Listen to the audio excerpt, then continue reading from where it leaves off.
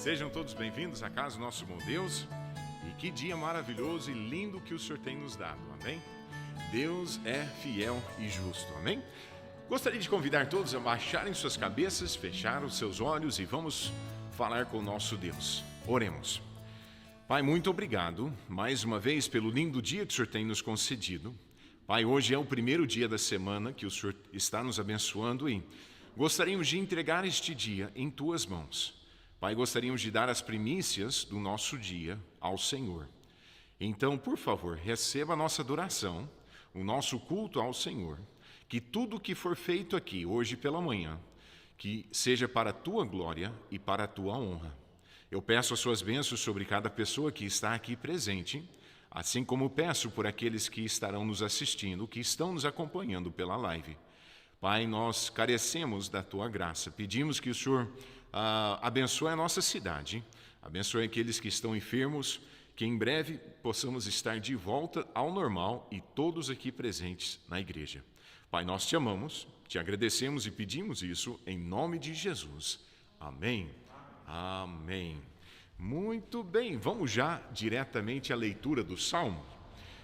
Nós vamos cantar apenas 2 corinhos hoje, por causa da nossa lição. Eu gostaria muito de poder chegar ao final da 3ª viagem missionária, então nós vamos encurtar um pouquinho os cânticos. Acompanhe-me a Salmos 126. Salmo, 125, perdão. Salmos 125.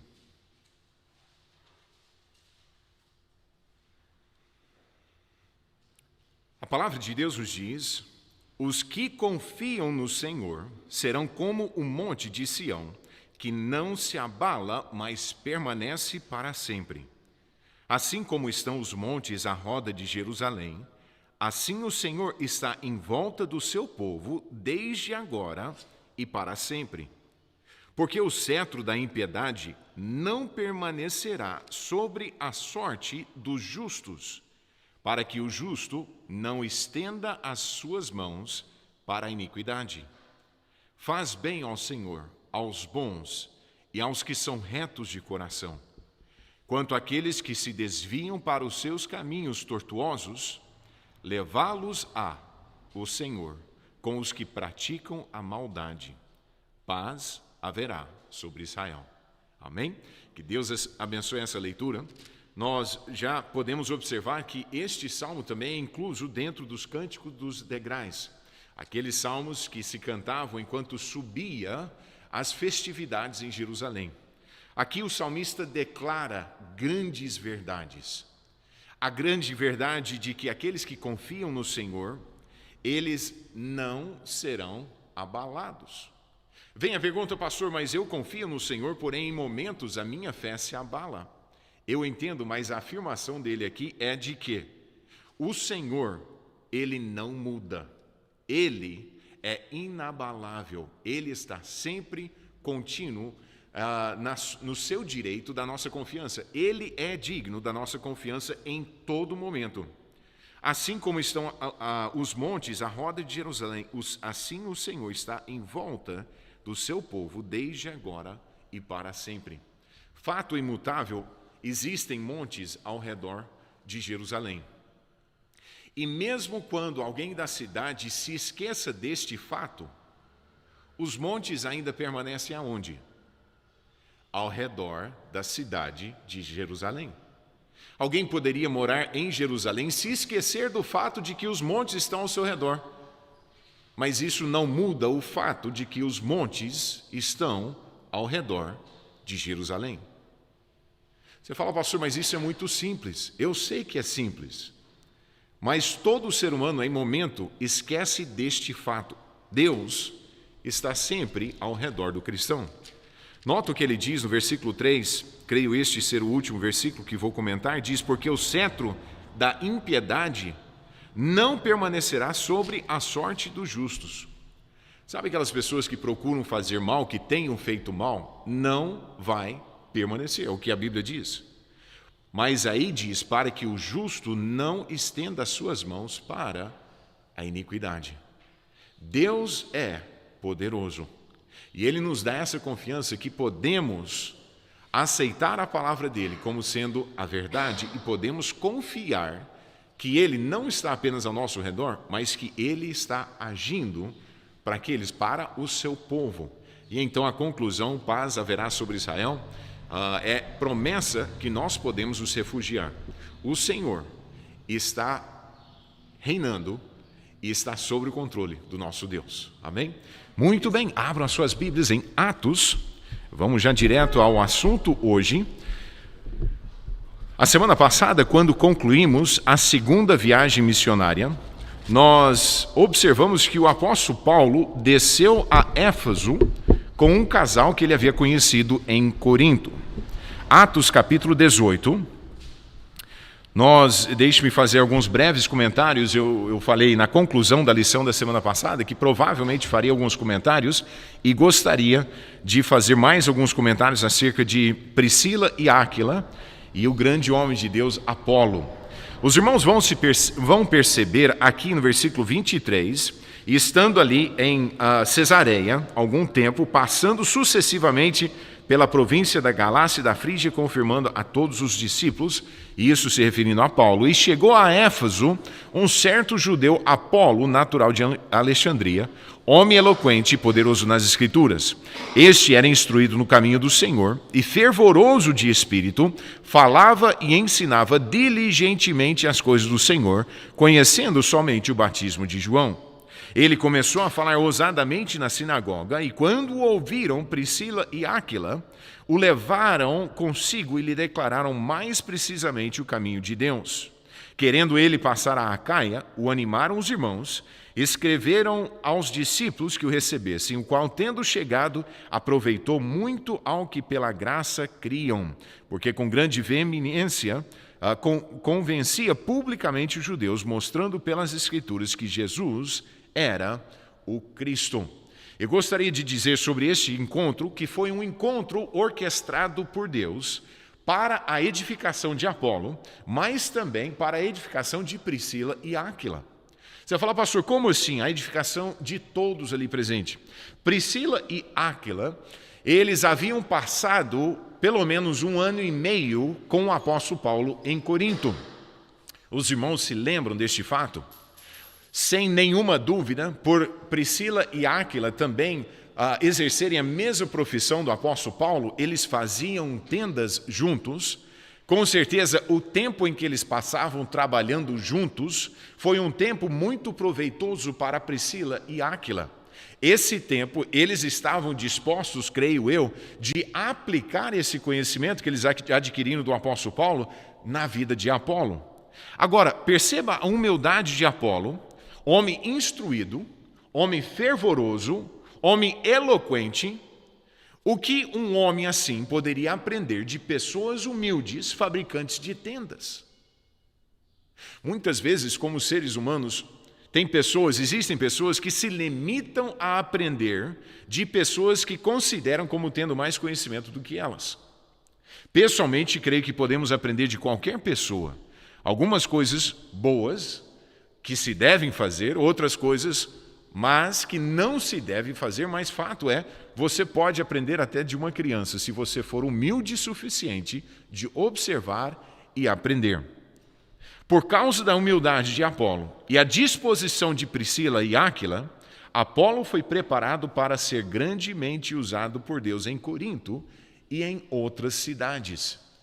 Irmãos, que Deus nos ajude. Uma coisa que eu tenho percebido ao longo do meu ministério é que somente pode ensinar uma pessoa que quer aprender.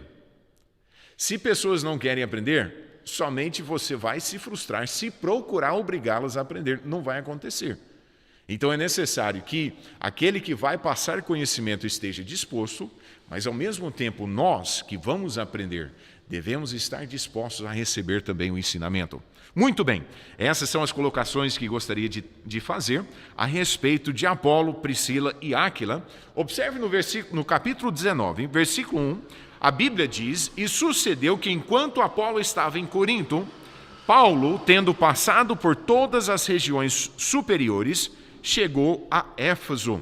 eu gostaria de convidar os irmãos que estão presentes de pegarem a sua Bíblia, e o irmão Anderson, para aqueles que estão nos assistindo, estará colocando o mapa na tela aí para vocês poderem acompanhar. Veja bem, nós temos então no mapa, ao fundo da sua Bíblia, a segunda mapa de trás para frente, na terceira página, na verdade, você vai perceber ali escrito Terceira Viagem Missionária de Paulo e Ida para Roma. Os irmãos vão perceber que a terceira viagem missionária que você tem na sua trintaria no mapa, você vai perceber ali uma linha mais ou menos na cor laranja, tá bom? Ele parte da Antioquia, e aí ele começa a passar por Tarso, ele sobe, passa por Icônio, passa por outras cidades ali, justamente na Galácia, por Derbe também, se não me falha a memória. E então ele chega, de acordo com o versículo 1, a Bíblia fala que, tendo passado as regiões superiores, chegou à cidade de Éfeso. Deu para localizar Éfeso aí no mapa? Observe onde Éfeso está. Éfeso vai ficar na costa oeste da Ásia. Isso, infelizmente eu não coloquei para ser projetado aqui, mas está sendo na live. Tá bom? Estão percebendo aí onde Éfeso está? Eu gosto de olhar no mapa porque me dá uma visão da caminhada toda. Então, excelente. Muito bem, então em Éfeso acontece algumas coisas muito importantes a observarmos. Aproximadamente em 54 ano domínio ou após Cristo, o apóstolo Paulo partiu para a Galácia, visitando as igrejas em Derbe, Listra, Icônio, Antioquia, na Turquia. Depois ele desce a Éfeso. Paulo já havia passado na segunda viagem missionária e estabelecido ou iniciado a igreja em Éfeso. Naquela ocasião, os irmãos podem voltar para estudar tudo o que aconteceu ali em Éfeso durante a sua primeira viagem. Os irmãos ali em Éfeso queriam que ele ficasse por mais tempo, e ele explicou a eles que ele precisava descer ou subir a Jerusalém antes das festividades. Então ele diz que num futuro momento estaria voltando por Éfeso. Então nós encontramos essa segunda oportunidade, ele aqui. Quando ele chega, como de costume, chegando em uma cidade, Paulo ia diretamente para pregar aonde? Na sinagoga, exatamente. Observe como Paulo entrava em uma cidade. O primeiro lugar que ele ia era para a sinagoga. Por quê? Porque ele tinha no coração que deveria levar o evangelho primeiramente ao judeu e depois ao gentio. Então ele se considerava o apóstolo aos gentios, mas ele fielmente ia para a sinagoga para compartilhar primeiramente com os judeus. Mas, como sempre, havia alguns que aceitavam o seu ensinamento, outros recusavam. Nota no versículo 8, a Bíblia diz... eu estou adiantado e estou trocando os pés pelas mãos. Vamos primeiramente observar o que aconteceu na sua chegada em Éfeso, a partir do versículo 2, final do versículo 1, ele chega, encontra ali alguns discípulos e disse-lhes: recebeste vós o Espírito quando credes? E eles disseram-lhe: nós nem ainda ouvimos que haja Espírito Santo. Perguntou-lhes então: em que sois batizados então? E eles disseram: no batismo de João. Mas Paulo disse: certamente João batizou com o batismo de arrependimento, dizendo ao povo que cresce no que após ele havia de vir, isto é, em Jesus Cristo. E os que ouviram foram batizados em nome do Senhor Jesus, e impondo-lhe Paulo as mãos, veio sobre eles o Espírito Santo, e falavam línguas e profetizavam. Nós encontramos então, nesta ocasião, que ele encontra 12 homens aproximados, discípulos de João Batista, que não tinham conhecimento sobre o Espírito Santo. Não sabiam que desde o dia de Pentecostes o Espírito Santo passou a habitar naqueles que recebiam o Senhor Jesus Cristo pela fé. Paulo então ora, impõe as suas mãos sobre estes homens, e a Bíblia diz que eles foram cheios do Espírito Santo e falavam línguas e profetizavam, versículo 6. O estudo não é sobre línguas, nós já temos feito vários estudos até razoavelmente exaustivos acerca de línguas bíblicas. Nós sabemos que as línguas faladas em Atos, a qual nós baseamos a nossa crença de que eram línguas faladas, eram línguas conhecidas por homens. Você fala, pastor, como se prova isso? Igual eu disse, não temos tempo hoje de olhar esse fato. Mas dentro dos estudos que temos feito, nós percebemos que nas ocasiões em que línguas foram manifestas primariamente para confirmar aos judeus que os gentios também recebiam o Espírito Santo assim como eles.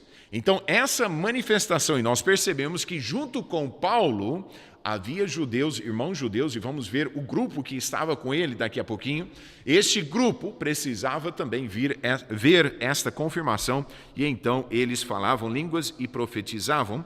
E no versículo 7 encontramos o número dos homens, eram ao todos uns 12 homens. Agora no versículo 8, Paulo então vai à sinagoga, começa a falar ousadamente pelo espaço de 3 meses, disputando e persuadindo-os acerca do reino de Deus. Versículo 9, observem. Mas como alguns deles se endurecessem e não obedecessem, falando mal do caminho perante a multidão, retirou-se deles e separou os discípulos, disputando todos os dias na escola de um certo tirano. Nós encontramos aqui que alguns recusaram o ensinamento de Paulo. E a Bíblia diz que eles falaram mal do quê? Do caminho, é o que versículo 9 diz. Os irmãos percebem que ali o caminho está em letra maiúscula. Qual seria o motivo do caminho estar em letra maiúscula? Se os irmãos lembrarem, em Atos capítulo 2, versículo 9, volta comigo, e nós vamos perceber o que é que o apóstolo Paulo fazia. Fato este que ele testifica depois em Atos capítulo 22 e também Atos capítulo 24 2 vezes. Notem Atos capítulo 2, ele diz o seguinte, a palavra de Deus diz, e pediu-lhes cartas para Damasco, para as sinagogas, a fim de que se encontrasse alguns deste o quê? Caminho. O caminho era o quê? Era a crença cristã. Jesus Cristo é o caminho, a verdade e a vida. Esta crença cristã é o caminho que o apóstolo Paulo perseguia. É o mesmo caminho que os judeus em Éfeso, em Atos capítulo 19, onde nós estamos estudando hoje, estão falando mal do caminho. Então, nós encontramos que o procedimento de Paulo foi, eu vou me retirar, e então, a Bíblia fala, cerca de espaço de 2 anos, versículo 10, ele começa a ensinar os discípulos na escola de um certo tirano. Desta forma, no versículo 10 diz, de tal maneira que todos os que habitavam na Ásia ouviram a palavra do Senhor, assim judeus como gregos. Versículos 11 e 12, nós encontramos maravilhas, milagres, curas sendo feitas pelo apóstolo Paulo. Ele era o apóstolo, o último dos apóstolos. E nós encontramos que Deus o usava para fazer grandes milagres. Mas, como em toda a ocasião, quando Deus começa a abençoar, o que Satanás faz? Ele atrapalha. E faz o máximo para atrapalhar. Nós percebemos não apenas que ele começa a atrapalhar, mas ele usa alguns exorcistas judeus. Tinha 7 que eram, percebemos no versículo 14, diz, e os que faziam isso eram 7 filhos de Seva, judeu principal dos sacerdotes. Seva, que era um dos principais dos sacerdotes, tinha 7 filhos. E eles então procuraram nessa ocasião expulsar demônios em nome de Jesus, do Jesus de Paulo. Nota no versículo 13, tentavam invocar o nome do Senhor sobre os que tinham espíritos malignos, dizendo, esconjuro-vos, pois, Jesus, a quem Paulo prega. Amados, estes, eu vou chamá-los de jovens, não sei a idade, mas eram filhos, é citado filhos de Seva, que era um judeu principal da sinagoga, eu vou chamá-lo de jovens. Estes jovens procuravam expulsar demônios sem conhecer Jesus Cristo. Eles procuravam usar de uma autoridade que não era lhes concedido. E então a Bíblia diz que quando procuraram expulsar em nome de Jesus a quem Paulo prega, nota o que o espírito maligno respondeu no versículo 15. Disse: conheço a Jesus e bem sei quem é Paulo, mas vós, quem sois? Amados, olha, até os espíritos malignos conhecem quem é de Cristo e quem não é. Aqui nós encontramos com clareza que eles reconheceram, sabiam quem era Jesus. Eles reconheciam quem era Paulo. Paulo era um grande pregador da verdade. Mas aqueles 7, ele disse: quem são vocês? E nota qual foi a consequência desta busca que eles tiveram em expulsar demônios em nome de Jesus, a quem Paulo pregava, versículo 16: e saltando neles o homem que tinha um espírito maligno, e assenhorando-se deles, pôde mais do que eles, de tal maneira que nus e feridos fugiram daquela casa. Basicamente, no linguajar popular, eles açoitaram, eles deram uma coça nesses jovens, tiraram-lhe as roupas e eles fugiram nus e feridos por causa disso. Você fala: pastor, mas por que isso ocorreu? Olha, tudo isso ocorreu porque eles procuravam se apoderar de poder que não eram deles. Mas Deus usou isso para trazer temor à igreja. Nota no versículo 17. Isso foi notório a todos os que habitavam em Éfeso, tanto judeus como gregos, e caiu temor sobre eles, e o nome do Senhor Jesus era engrandecido. E o que aconteceu? Muitos dos que tinham crido vinham confessando e publicando os seus feitos. Amados, a cidade inteira de Éfeso era uma cidade dedicada à idolatria, e veremos daqui a pouquinho mais a fundo este fato. Eram pessoas que mexiam muito com o oculto. E, amado, o oculto é oculto, não existe oculto bom. Todo oculto é maligno. Você fala: pastor, mas existe os bons? Não, o oculto é ruim. Para o cristão, nós não devemos nos valer ou ir atrás em busca. Continuando, ele diz, nota, versículo 19: também muitos dos que seguiam artes mágicas trouxeram seus livros e os queimaram na presença de todos, e feita a conta do seu preço, acharam que montava a 50.000 peças de prata. Olha só, por causa daquele ocorrido, aquele acontecimento com aqueles jovens, pessoas começaram a perceber que Deus, as coisas de Deus são sérias. E as coisas de Deus não se faz de forma leviana. E então caiu o temor de Deus sobre aquele povo, e aqueles que praticavam essas coisas antigamente, eles traziam e falavam: sabe o quê? Isso aí está errado, eu vou abandonar, nunca mais quero mexer com isso. E então eles repudiaram aquela crença anterior. Versículo 20, assim a palavra do Senhor crescia poderosamente e prevalecia. Versículo 21, e cumpridas essas coisas, Paulo propôs em espírito ir a Jerusalém, passando pela Macedônia e pela Acaia, dizendo: depois que houver estado ali, importa-me ver também Roma. Então ele ainda permanece em Éfeso, mas o desejo do coração dele é de chegar finalmente a Roma. Aqui nós já começamos a perceber esse desejo que agora vai nortear o apóstolo Paulo, o desejo de ir a Roma. No versículo 23, percebemos que naquele mesmo tempo houve um não pequeno alvoroço acerca de quê? Do caminho. Letra C, novamente, letra C, letra maiúsculo, acerca do caminho cristão, acerca de Jesus Cristo. Por quê? E ele começa a descrever. Do versículo 24 até o final do capítulo 19, nós vamos encontrar uma história sobre um homem por nome Demétrio que fazia nichos para Diana, dava não pouco lucro aos seus artífices. Ele eram ourives de prata e ele fazia justamente estas nichos da deusa Diana. Versículo 25, aos quais havendo-os ajuntado com os oficiais das obras semelhantes, diz: Senhores, vós bem sabeis que deste ofício temos a nossa prosperidade. E bem vedes e ouvis que não só em Éfeso, mas até quase em toda a Ásia, este Paulo tem convencido e afastado uma grande multidão, dizendo que não são deuses o que se fazem com as mãos.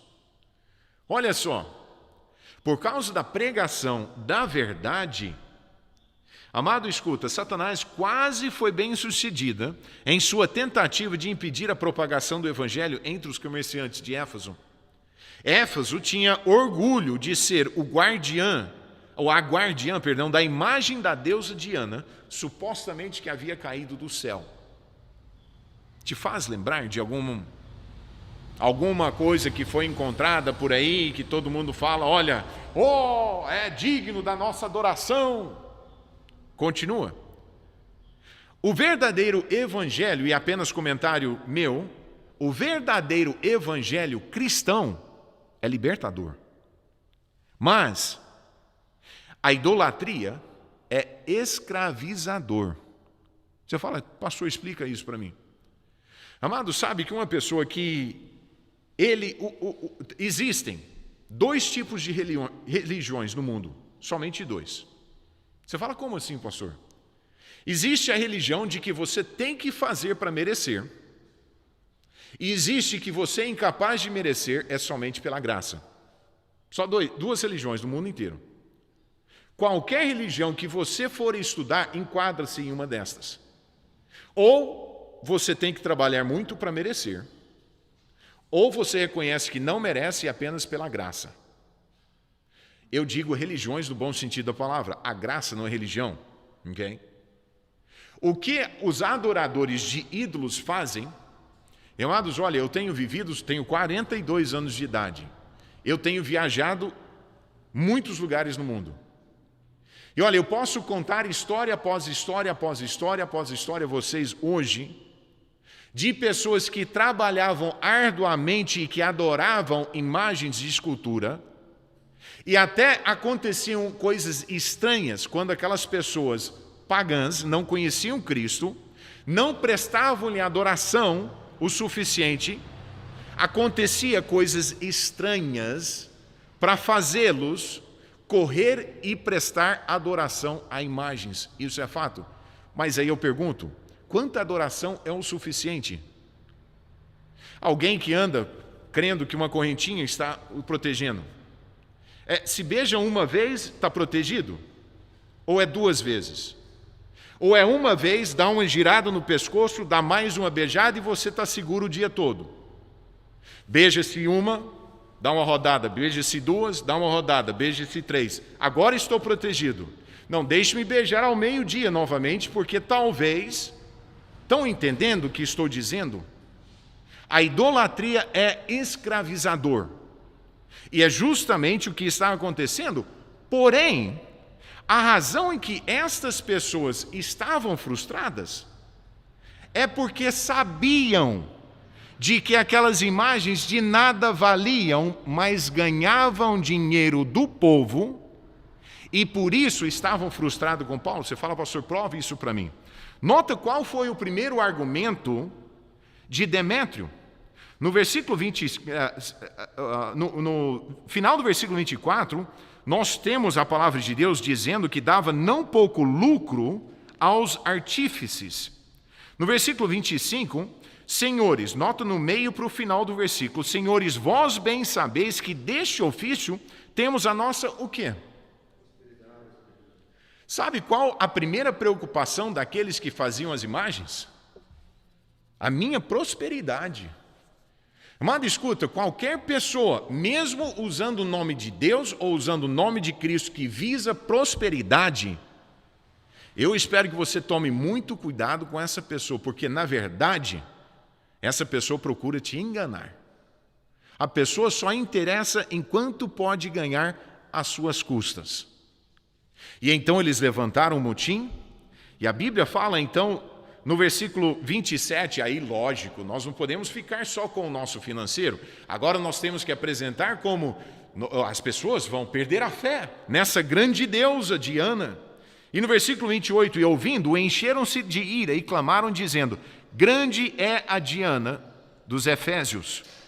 No versículo 29, encheu-se de confusão toda a cidade. Estratégia de Satanás: trabalhar em cima de confusão. Satanás trabalha em cima de confusão. Posso lhe dar um versículo bíblico para sustentar e apoiar o que eu tenho dito aos irmãos, de que a idolatria é escravizador? Acompanhe-me até Mateus capítulo 11, por favor. Mateus capítulo 11, versículo 28 ao versículo 30. Aqui está o meu Salvador Jesus Cristo, o seu, se você o conhece como seu Salvador. E nota o que ele diz, Mateus capítulo 11, versículo 28. Jesus fala: vinde a mim, vós que estáis cansados e o quê? Oprimidos, e eu vos aliviarei. Tomai sobre vós o meu jugo e aprendei de mim, que sou manso e humilde de coração, e encontrareis o quê para a vossa alma? Descanso.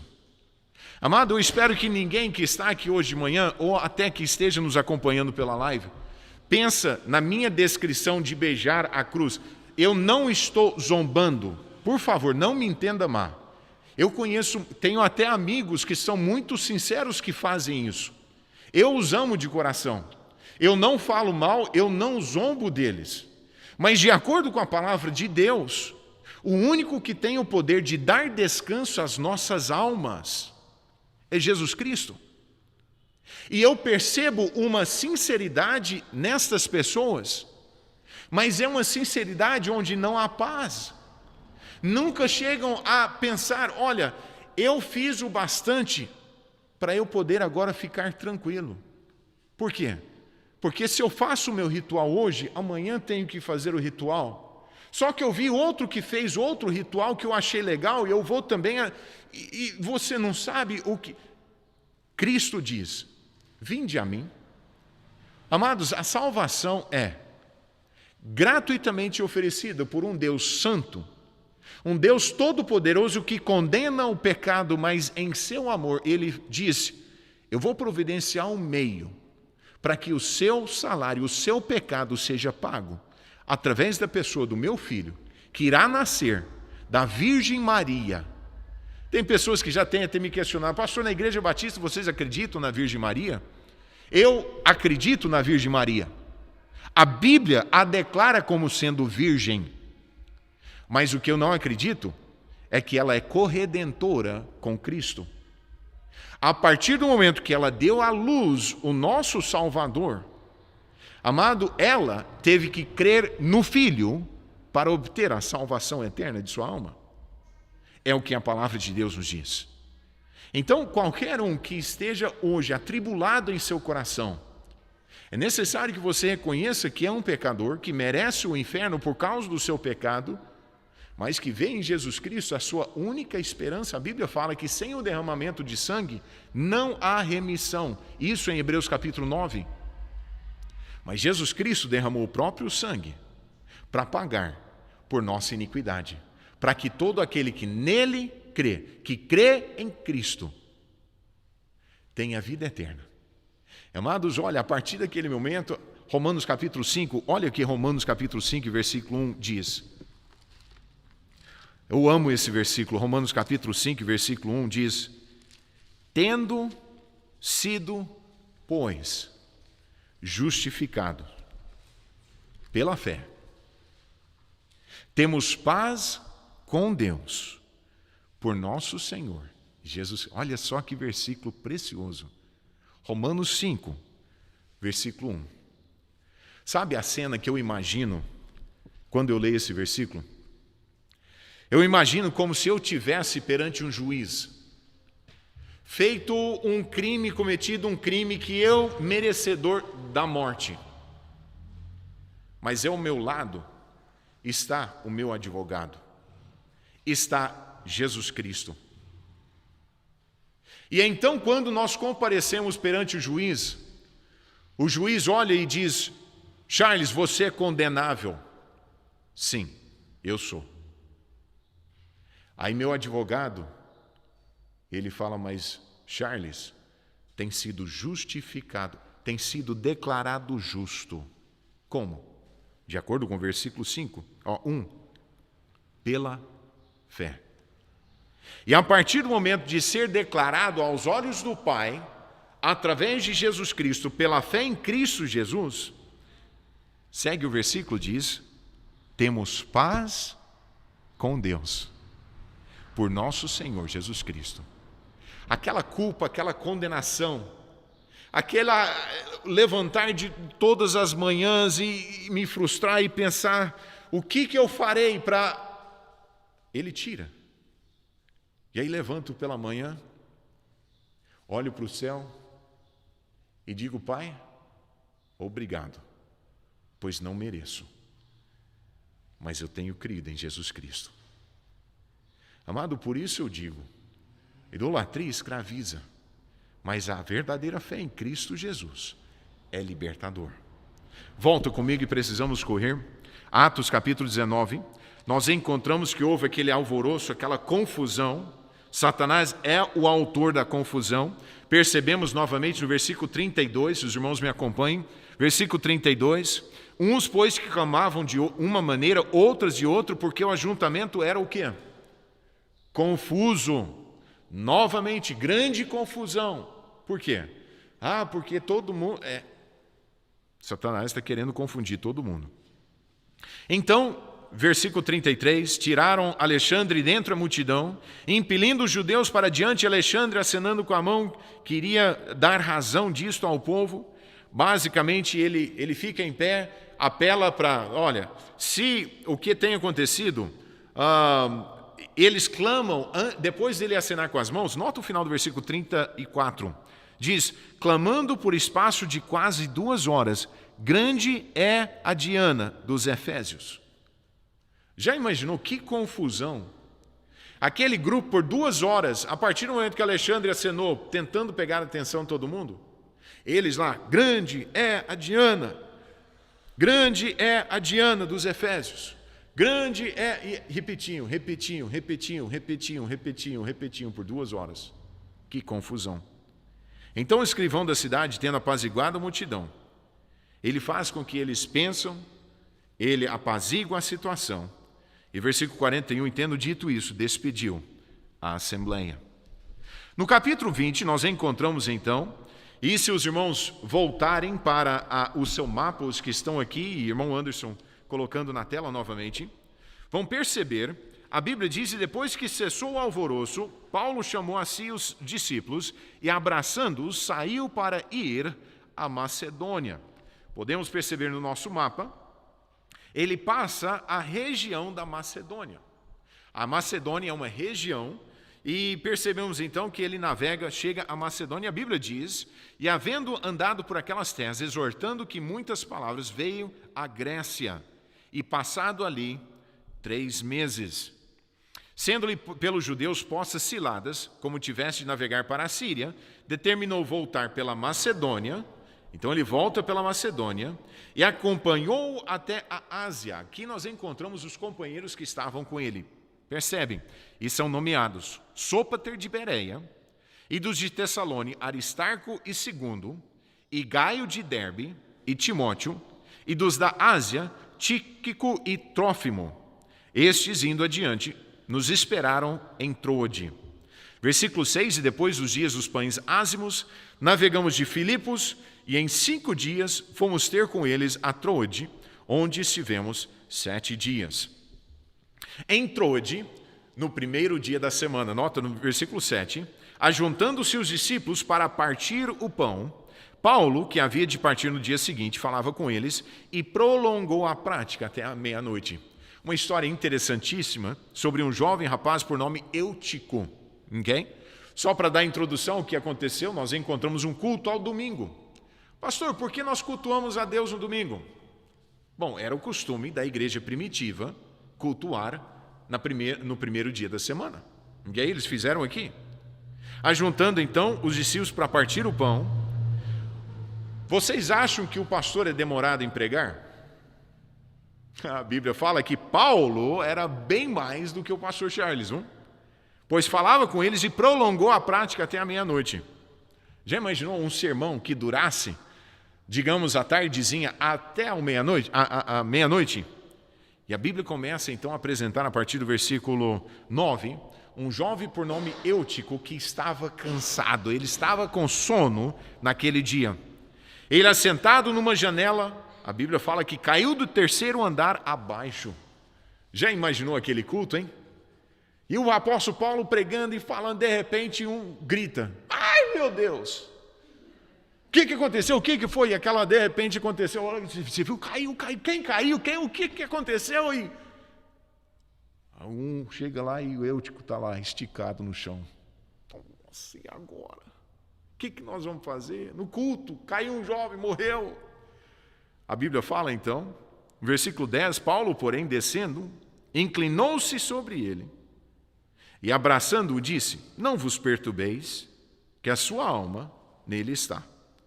E subindo e partindo o pão e comendo, ele não encerrou o culto, não. A Bíblia fala, ainda lhes falou largamente até a alvorada. Rapaz, que culto, hein? Mas olha, como é gostoso, fazendo uma aplicação para nós, é tão gostoso quando nós podemos nos reunir, quando podemos partir o pão, ter uma refeição juntas como igreja. E olha, em breve, assim que terminar essa pandemia, nós vamos ceiar todo mundo junto. Pô, pastor, nós vamos ter a ceia do Senhor? Sim, a ceia do Senhor, estou sentindo muita falta, ok? Mas nós vamos fazer um almoço, nós vamos estar juntos, porque é um momento de comunhão muito gostoso, edificante para o corpo de Cristo. Aqui eles tiveram um culto maravilhoso. E então, quando levaram vivo o jovem e ficaram não pouco consolados, mesmo que houve aquele imprevisto, Deus foi glorificado. Eles sobem ao navio, versículo 13, navegam até Assós, onde devíamos receber a Paulo, porque ele assim o ordenara, indo ele por terra.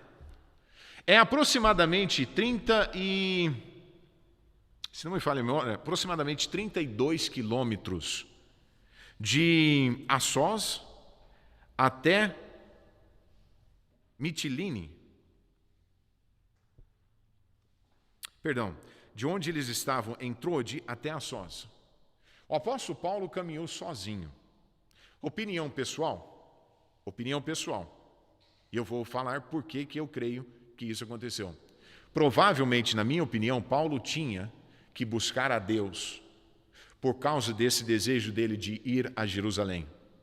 Eu creio que ele precisava de um tempo para poder orar, para poder... Então ele falou, olha, eu creio, ok? Eu vou mostrar para vocês por que eu creio isso. Vão vocês na frente, eu encontro vocês lá. Nós sabemos com clareza que eles foram à frente. Paulo, ele vai caminhando e encontra os irmãos em Assós. Você fala, pastor, por quê? Como assim? Porque ele sabia que o tempo dele estava chegando ao final. E a Bíblia fala, quando eles chegam, e aonde eu vou chegar é no capítulo 21. Então, aguarde-me um pouquinho, mas eu vou mostrar para vocês por que eu penso assim. Eles, então, versículo 14, o recebem, vão a Mitilene, e dali, navegando, chegamos no dia seguinte defronte de Quios, e no outro apartamos a Samos e ficamos em Trogílio. Chegamos no dia seguinte a Mileto.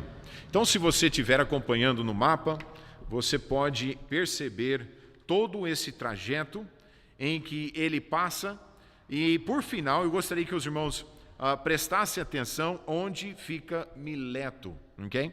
Mileto é uma ilha próximo a Éfeso, porém não está em Éfeso. Tanto é que ele não queria chegar até Éfeso. Observe aqui no versículo 17. E de Mileto mandou a Éfeso a chamar os anciãos da igreja. Do versículo 18 até o final do capítulo 20, que seria o 38, do versículo 18 ao 38, nós encontramos o apóstolo Paulo se expressando aos anciãos de Éfeso. basicamente encorajando-os. E nota o que ele diz. Paulo havia derramado grandemente lágrimas naquela cidade de Éfeso. Versículo 19, ele diz: servindo ao Senhor com toda humildade e com muitas lágrimas e tentações.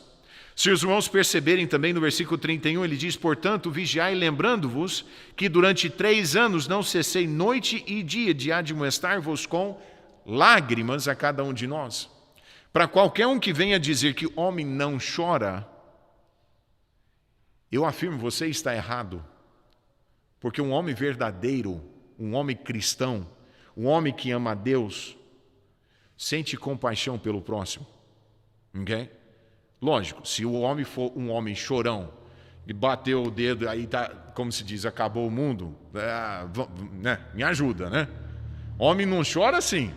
Levou um murro, bateu o dedo, mas chorar pelas almas de pessoas, gente, escuta, existem coisas muito mais importantes do que dinheiro. Existem coisas muito mais importantes do que o meu sossego, ok? Muito mais importante do que o meu conforto. E sabe o que é? É a causa de Cristo. É a causa de Cristo. Paulo reconhecia isso. Ele entendia isso. E ele está lembrando agora aqueles anciãos responsáveis pela igreja em Éfeso. Irmãos, lembrem-se disso. Ele então apresenta que o desejo dele era cumprir com alegria a sua carreira, versículo 28. Vamos ler: mas de nada faço questão, nem tenho a minha vida por preciosa, contanto que cumpra com alegria a minha carreira e o ministério que recebi do Senhor Jesus para dar testemunho do Evangelho, da graça de Deus. Notícia ruim: o nosso tempo se encerra. Notícia boa: a semana que vem nós vamos concluir essa lição, se Deus quiser. Tá bom? Então, nós vamos deixar o apóstolo Paulo aqui em Mileto.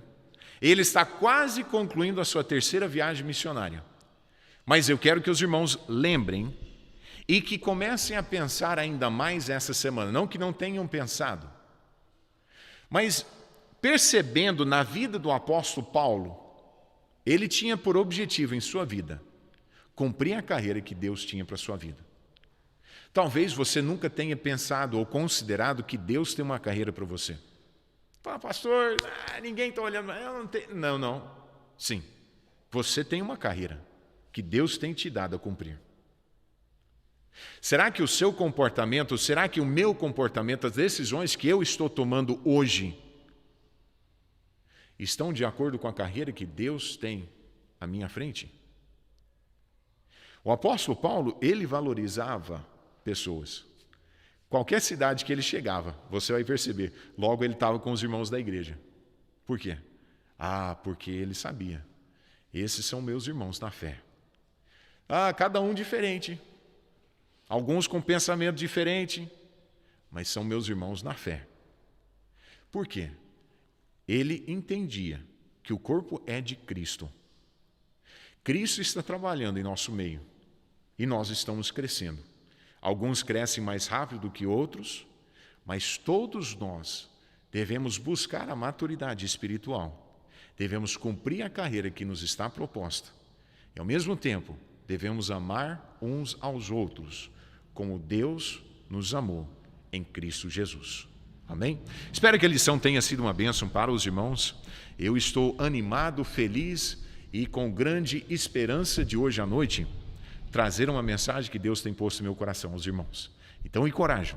Volta, esteja em seus lugares às 19 horas. Aqueles que estão nos acompanhando, não se esqueça de acessar o link assim que for postado, até mesmo se quiser já no canal da igreja, você já pode puxar lá e assim que for live você bate ali para renovar e aí você vai ver, nós estaremos live pela graça de Deus às 19 horas, tá bom? Convido todos a baixarem suas cabeças, fechar os seus olhos e vamos falar com Deus.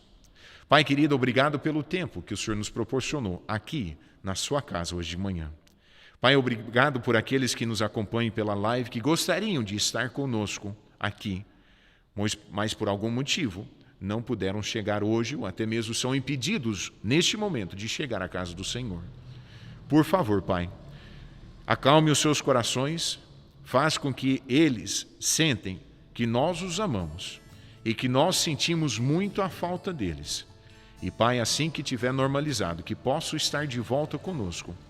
E, Pai, que cada um de nós sejamos fiéis ao Senhor. Dê-nos uma tarde maravilhosa, que podemos descansar e à noite traz-nos de volta à tua casa para ouvirmos o que o Senhor tem preparado para nós. Pai, te amamos, te agradecemos e pedimos isso em nome de Jesus. Amém. Amém. Irmãos, obrigado pela fidelidade à casa do Senhor. Que Deus os abençoe. Estamos despedidos.